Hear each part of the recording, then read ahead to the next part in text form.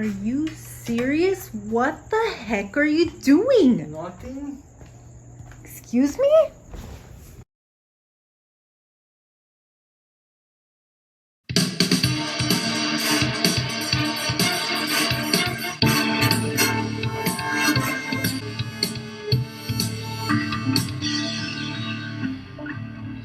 In today's episode, we will follow the steps that led to this man's addiction. In this interview, we will discover how easy it is to go from the first time to spiraling out of control. What plays inside his head? How do external influences contribute to this addiction? Can we identify early signs to prevent falling into these traps? And finally, what to do when you are already in the addiction phase. Can you start from the beginning? How did it all start? It all started with my neighbor. He said, hey, you should try it. You know, if you don't like it, you can stop. And I thought, I shouldn't do it. You know, and I can get addicted to this, and I really don't want to because I have a family and everything. And he said, no, don't worry. It's just once. If you don't like it, you can stop it at any time. It's not really something you need to worry about. So your neighbor is the one who got you started. When he first told you this, did you think it would be the entrance door to a sequence of events? Yeah, I thought it would be fine. I thought it would be just once, you know. Everybody says you can just get out, but, you know, you get that first high and you enjoy it, you know, that first pleasure. You enjoy it so much that you just want to do more. And yeah, you know, one thing leads to another, and once you realize you're involved, you're already deep into the hole, and it's really hard to come back. So what goes on in your mind every day now? Yeah, I just can't stop thinking about it, you know. Every day you just want more and more and more, and it's never ending. It's an everyday battle just to, you know, try to think about other things. It's really just a difficult struggle. Okay, so tell me what it was that your neighbor started you with and how it progressed to what you experience now. Yeah, the first thing my neighbor said was, look, if you just cut this potato, and that's what he offered me. He cut a potato in half and he said, hey, take this and just bury it in your backyard and you might have potatoes later. And I was like, really? Potatoes? You know, planting and gardening, I really don't want anything to do with this.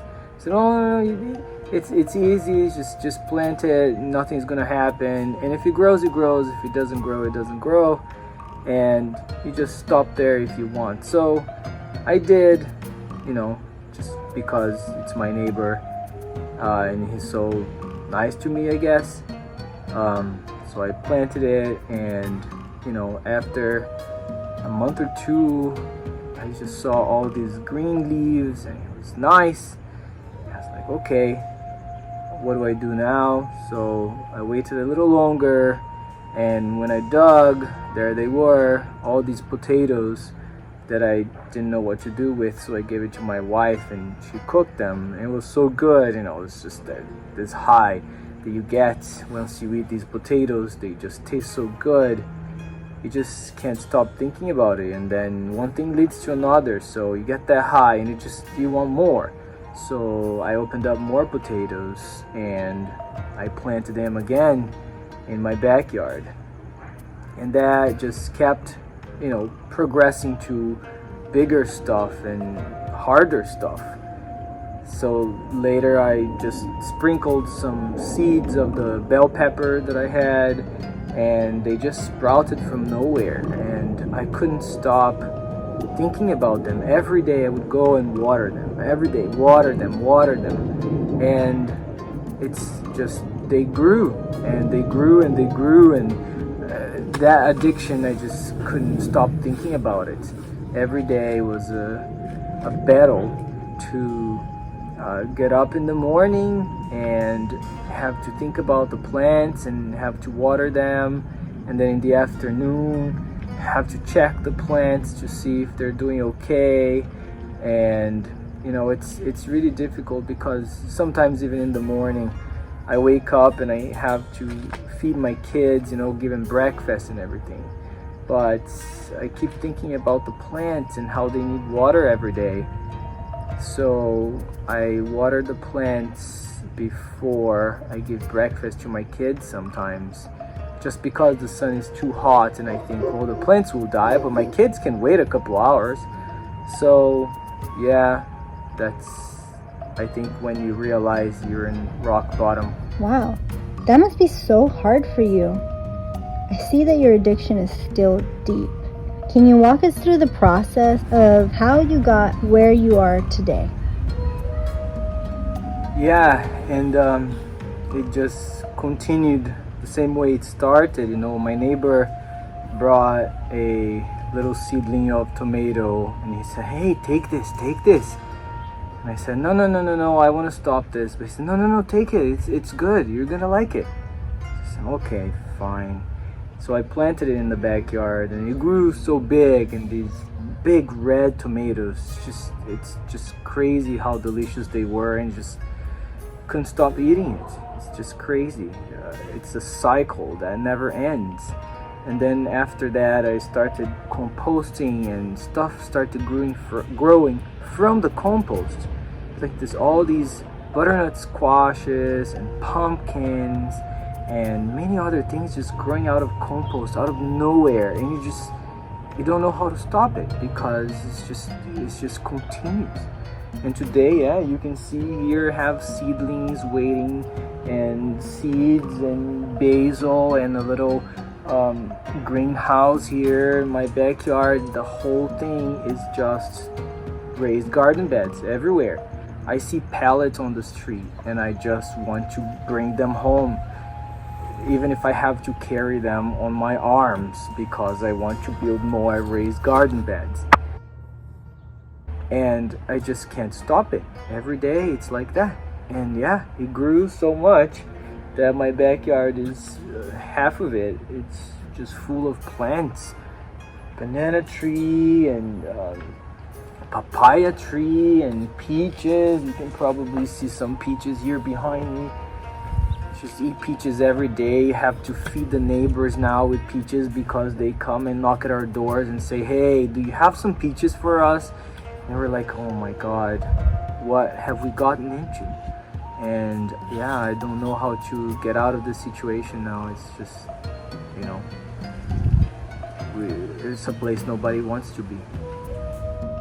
And what do you do with all of this produce, this bounty? Yeah, that's something I think about every day. What am I going to do with all of this? And I have been feeding my family organic veggies, organic fruit every day, and we're almost maybe 60%, 70% self-sufficient in terms of fruits and veggies. And yeah, I don't know what else to do now. I still give stuff to the neighbors because there's just so much produce here, peaches and pumpkins and other things that we have to give it away. There's no other way. Yeah, every morning I come out here and I check my plants and I see if they're doing okay, and I water them and I see if they're producing anything, if they have some fruits or veggies on their vines, and I just treat them with so much care that it is what it is. It's like they're part of my family now, and that's really what my family is eating, so I guess it is part of my family. So yeah, I'm so sorry to hear that. Would you like to say something to the people watching us right now who could be in a similar situation and maybe still have time to get out before spiraling out of control? Yeah, if I could say something, I would say, if your neighbor tells you about gardening, just don't listen to him. If you want to live your life and go to the grocery store and be free to buy whatever veggies you want at the grocery store that look nice and red and big and beautiful at the grocery store, just don't listen to your neighbor when he gives you a little seedling to plant. Because if you do and you get into the situation, you're just gonna have to feed your family organic food all the time. So yeah, really think about it before getting into it, because there's no way out of it. Once you start, I just don't see how to get out. And yeah, it just starts with one little potato cut in half, or one tiny little seedling that your neighbor bought extra and gives it to you.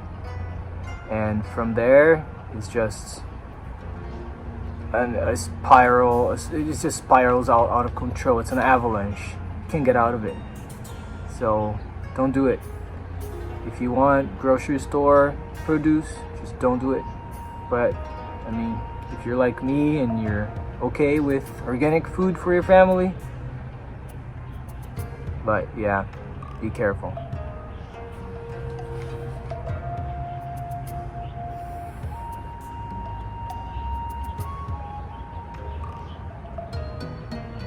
My name's Adriano, and I'm addicted to gardening.